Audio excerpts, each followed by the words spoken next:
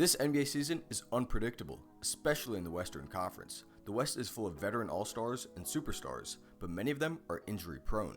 It's also hard to predict how much young and up-and-coming teams will improve. Regardless, in this video, I will be predicting this year's Western Conference standings, as well as giving a preview for each team's season. Golden State is going to be the 1 seed.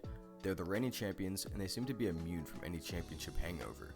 The Warriors lost some rotational pieces from last year, like Otto Porter Jr. and Gary Payton II, but they'll more than make up for it with the addition of Dante DiVincenzo, the re-addition of James Wiseman, and progression from guys like Jonathan Kuminga and Moses Moody. He'll of course still have Steph Curry playing at an elite level, as well as a full year of Klay Thompson. It's looking like this is going to be the last year of Draymond as a Warrior, but that just means he'll be playing for a contract. The Warriors will be elite in the regular season, and they'll be contending for a championship again this year. Minnesota's blockbuster deal might backfire in the long run, but it'll make the T-Wolves the 2 seed. Rudy Gobert-led defenses are proven to result in regular season success, but there are still some of the same concerns around the perimeter. This will likely become an issue in the postseason. Minnesota has an elite offense though. Cat will be playing at an all-star level, and Anthony Edwards will take a massive leap. For Minnesota to truly become a contender, Ant needs to take that leap. He needs to become an all-NBA caliber player, and that's very possible. The Nuggets are finally healthy, and they'll be the 3 seed. Denver is a genuine championship contender. Jokic will be playing at an MVP level once again, Michael Porter Jr. and Jamal Murray are back, and the Nuggets stacked up on 3-and-D wings this offseason. KCP and Bruce Brown are great additions. The main personnel concerned with Denver is backup center. Last year they had DeMarcus Cousins, who was great for them, but instead of re-signing him, they brought in DeAndre Jordan, who doesn't really offer much in 2022. Their real concern though is health. If Porter Jr. and Murray stay healthy, the Nuggets will be just fine. The Pelicans will be the 4 seed. This year the Pelicans will cement themselves as a bona fide playoff team. Last year they showed what they are capable of, especially in the postseason, where they took the Phoenix Suns to 6 games. And all of that was without Zion Williamson. Zion is an all-NBA type player, and even a dark horse MVP candidate. The Pelicans probably don't have the experience to be a championship contender, but they're going well into the right direction. Memphis will be the 5 seed. Memphis didn't get worse this offseason, but they didn't get better either. They lost Kyle Anderson, and they traded DeAnthony Melton away, but that production will likely get replaced by young guys like Zaire Williams. The main reason why Memphis will drop in the standings is because other teams got better. It's also because Jaren Jackson Jr. might miss a month or 2 because of surgery on his right foot.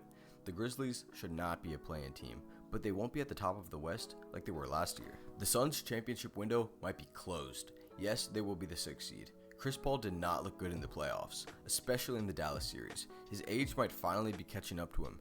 Sure, you can say he was hurt, but he's always hurt. The Suns managed to bring back DeAndre Ayton, but it doesn't seem like he wants to be there. He sounded miserable during training camp interviews. Veteran forward Jay Crowder asking for a trade isn't a good sign either.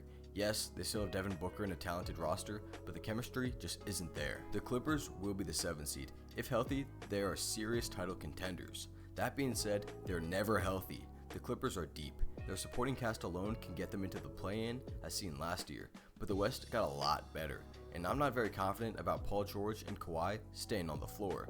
The Clippers can still make a lot of noise in the postseason, but it's hard to win games in the regular season when your stars are always hurt. Dallas has not done a good job creating a championship roster around Luka. 3-and-D wings are nice, but the Mavericks need more to contend. That being said, Luka alone will get the Mavericks the 8th seed. Losing Jalen Brunson is a huge loss for Dallas. After all, he was their 2nd best player. His production will be missed, and Spencer Dinwiddie is not capable of filling that role. In the conference finals, the Mavs got out-rebounded 234 to 177 against the Warriors. The additions of JaVale McGee and Christian Wood will help that rebounding, but they could still really use a defensive anchor down low. McGee is not it. The West improved a lot this year, but Dallas did not do enough to become a contender. The Lakers are not championship contenders either. The Lakers will be the 9th seed. The Lakers did improve this offseason, but that's not saying much considering they were the 11th seed. The Lakers revamped their roster by adding Pat Bev, Lonnie Walker, Thomas Bryant, Dennis Schroeder, and Juan Toscano Anderson. Kendrick Nunn will also make his Laker debut this year. They took a step in the right direction by getting slightly younger, but they still have Russell Westbrook. At this point, Russ isn't going to work in LA. The Lakers need to give in and take the Indiana deal. Yes, the 2027 and 2029 first-round picks could be very good, but they just don't have a choice. He'll in turn to make the Lakers a championship contender, and LeBron isn't going to be around for much longer. The Lakers need to go all in.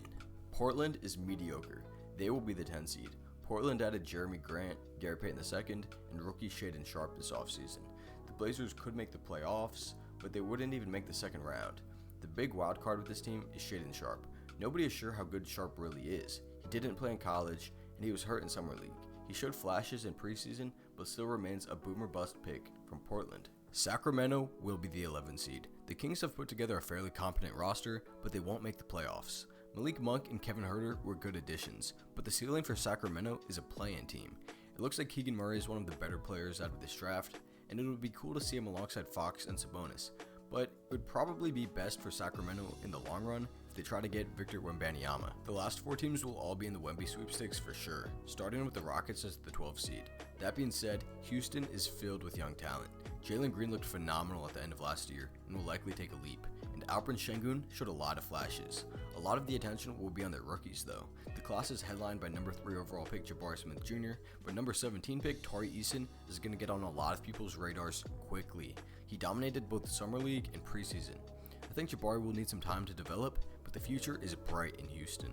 San Antonio will be the 13th seed. The Spurs are another tanky team, but they do have some notable pieces. Keldon Johnson took a significant jump last year, and with the departure of DeJounte Murray, he could improve once again. Jakob Poeltl is also extremely underrated. Regardless, the Spurs will be trying to add to their history of generational centers from the lottery. The Jazz have finally done it. They blew up their roster by trading Donovan Mitchell and Rudy Gobert. Utah will be the 14th seed. The team still has some moves to make, like trading Jordan Clarkson, Mike Conley, and Rudy Gay, but it's obvious that they're rebuilding.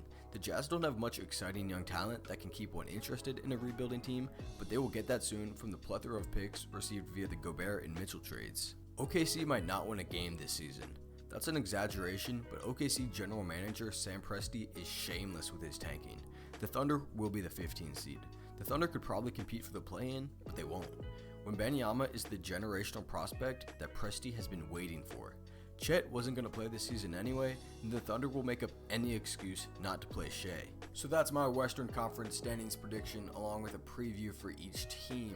Like always, let me know if you disagree with my takes, if you think I'm too high on one team, too low on the other, if I'm sleeping on this player and whatnot, or just let me know your predictions in the comment section down below. Like always, I'm Lance with Ball Withdrawal. If you enjoyed the video, like, subscribe, keep an eye for future videos, and I'll see you then. Thanks.